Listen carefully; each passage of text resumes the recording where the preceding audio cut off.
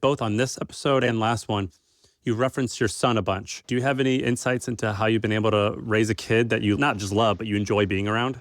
Well, uh, I think it was Forbes 30 or 40 years ago had an article about so-and-so who was the only shrink with an office on Wall Street. And they asked this guy about his patients' problems. And he said that his patients' problems, and they were all men, of course, because it was Wall Street a long time ago, his patients' problems were inversely proportional to the support they got from their fathers. We had people over for dinner last night, and one of the guys, we were talking about so-and-so, who was a character of some kind. And one of the guys said, well, you know what? His father treated him like hell. I just never wanted to be that father. And it's amazing how many men, and especially so successful men, have to assert their superiority over their sons, maybe daughters too, but I think it's more with sons. And I guess it's Freudian or something else. But what a terrible thing that you have to, if you have this kid and you have to prove you're smarter. And so, I always let Andrew be smarter than me in some things. And of course, I always gave him full support in the things he wanted to do. If your kids want to do something, and A, it's not going to be injurious,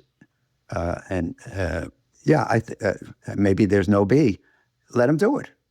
Like when my daughter was getting out of lower school and had to choose an upper school, she applied to the two good schools in LA, got in, and we let her choose.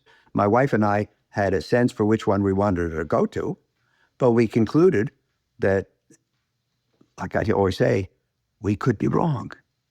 Our choice could be the wrong choice. And anyway, of the two choices, while one might be better than the other, neither was a bad choice. So if that's true, let the kid make the choice. And they get experience with making choices. And maybe they get experience with making incorrect choices, which is very important. On the subject of choice, I'm interested to know, when you were younger, let's say you're 21 years old and you're trying to figure out what you want to do with your life. Probably one of the more important questions you should figure out at some point is, what do I want to actually do every day for 8 hours a day, that half my waking hours? And I doubt that, a lot of 19-year-olds wake up and say, I want to work with distressed debt and bonds. That's not a knowable answer at that stage. What do you think is the right approach to figuring out your thing? First, I want to say up front, Jen, that the thing you describe, I did a terrible job of. I was unconscious. The decisions I made in my first 20 years, as they say in religion, I did not apply intention. I let other people make the decision. I made decisions haphazardly. I didn't think about it a lot. I'm embarrassed at how terrible my decision-making process was. In fact, it's a misnomer to apply that term. But having said that, I think it's desirable to make your choices with intention, well-reasoned, et cetera.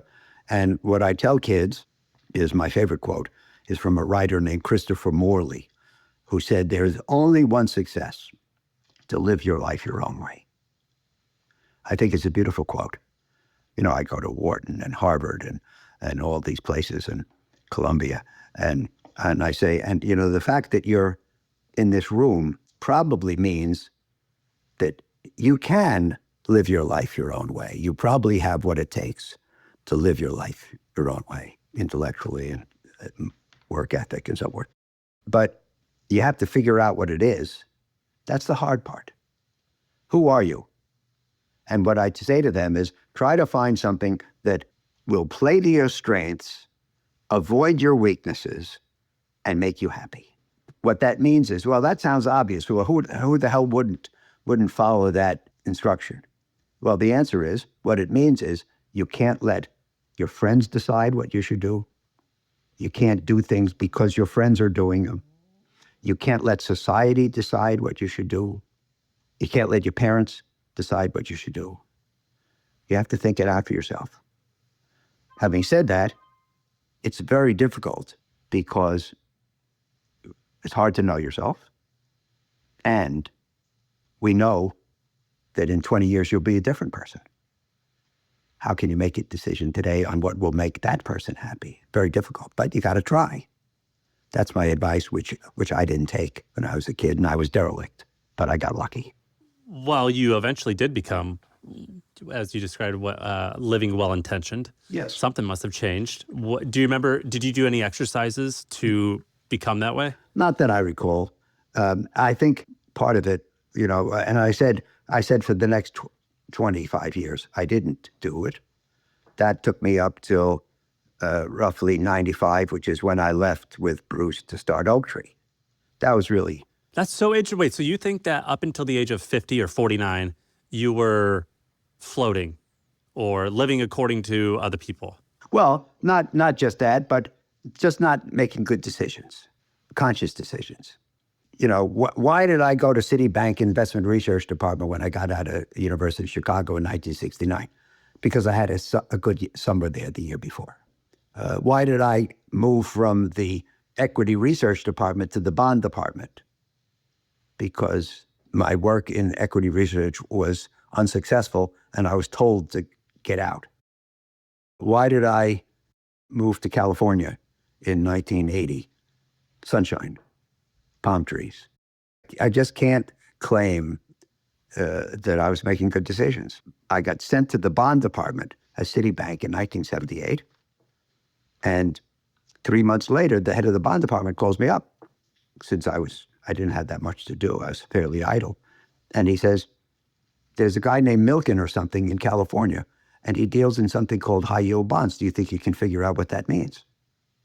That was just luck. If you read Malcolm Gladwell and Outliers, it was just luck. Right time, right place. And if that call came at lunchtime and I had been out at lunch, maybe somebody else would get the call. And they'd be me. Your humility is very striking to me. We have a lot of people on this podcast that I think, claim to be humble or try to be humble. You really are an extremely humble person. I mean, one note I wrote down is, from now on, at the top of all my investor memos, I'm just going to start it with, I could be wrong, but because I think whenever I make an investment, I'm so boastful about my excitement and my exuberance and why this is right and why it's the right move to do. And I think, you've kind of infected me with a little bit of your humility there. Well, you make the investment because you believe in it. But it's important to see the other side and know what you're doing. By the way, Churchill said he's a humble man and he has a lot to be humble about. But Mark Twain says, it ain't what you don't know that gets you into trouble. It's what you know for certain that just ain't true. And I always tell people, in line with what you just said, John, no sentence that starts with, I could be wrong, but, or I don't know, but, ever got anybody into trouble. The sentences that get people into trouble are, I'm 100% convinced that, and if you really feel that you're 100% right, and you bet like you're 100% right, and it turns out it was only 80-20, and the 20 comes up, that's how you get into big trouble. So I think the thing that Mark Twain said was incredibly important.